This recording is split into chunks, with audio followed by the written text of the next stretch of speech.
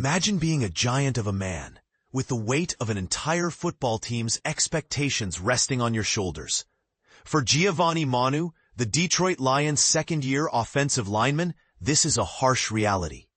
As the most talked-about player in the 2025 training camp, Manu has been under intense scrutiny from fans, coaches, and teammates alike. But here's the thing.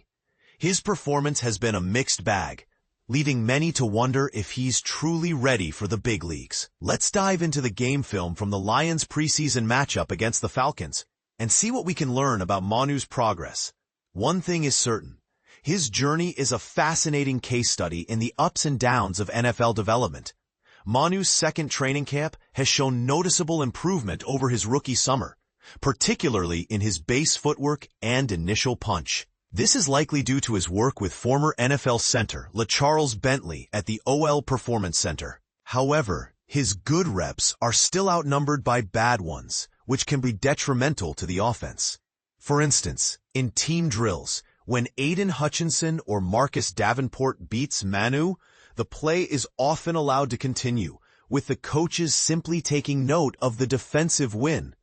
The preseason game against the Falcons presented an opportunity for Manu to face unfamiliar defenders and unleash his inner beast. With several injuries to the Lions' offensive line, Manu got the start at left tackle. I analyzed every rep of his performance, assigning a plus for a win and a minus for a loss on each snap. It's essential to note that not every play earns a plus or minus, especially for a greenhorn like Manu, where a draw can be seen as a plus. The first drive was a mixed bag for Manu. The initial play was a quick hit pass to the right side, away from Manu, resulting in no plus or minus. The next two plays earned minuses, but upon rewatch, one of them was erased due to Manu completing his mission on the play. The third play, however, was a definite minus, with Ebiketie strong-arming Manu and pushing him back into the quarterback's drop. This highlights one of Manu's significant issues.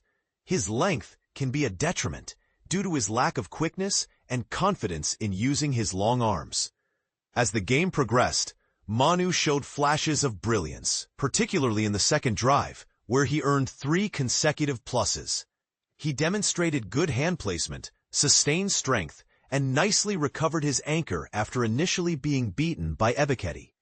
However, he also had his share of minuses, including a play where he blocked the wrong mark and another where he was beaten by James Pierce. Through the first 4 drives, Manu had 5 pluses and 4 minuses, an acceptable start against primarily the Falcons. Second team defense. The rest of the game was a roller coaster ride for Manu, with moments of brilliance followed by mistakes. He earned a plus on a run play, but then followed it with a string of missed blocks, resulting in 4 quick minuses. One notable play was when Pierce pushed back and charged inside, getting pressure on the quarterback, and Manu was easily beaten. It appears that Pierce figured out how to beat Manu after a couple of series, and Manu struggled to adjust mid-game. The half ended with Manu at 6 pluses and 8 minuses. The second half offered more opportunities for Manu to showcase his skills, with 18 more offensive reps. While he had some positive plays, including a beautiful cut block on an unsuspecting D'Angelo Malone, he also had his share of mistakes.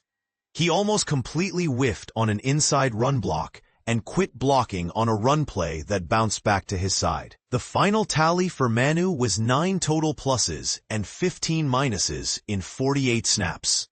While there are positives to take away from the game, Manu remains a work in progress. His development is a fascinating story, and it's clear that he needs more progress before he can be relied upon in any game that counts. So what do you think, folks? Can Manu turn his game around and become a reliable left tackle for the Lions? Or will his inconsistencies hold him back? Let's hear your thoughts in the comments. But here's where it gets controversial. Some might argue that Manu's size and strength are enough to overcome his technical issues, while others might say that his lack of quickness and confidence are insurmountable obstacles. And this is the part most people miss.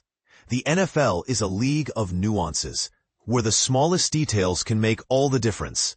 As we watch Manu's journey unfold, we'll be keeping a close eye on these nuances, and we want to hear from you. Do you think Manu has what it takes to succeed in the NFL, or will he succumb to the pressures of the league?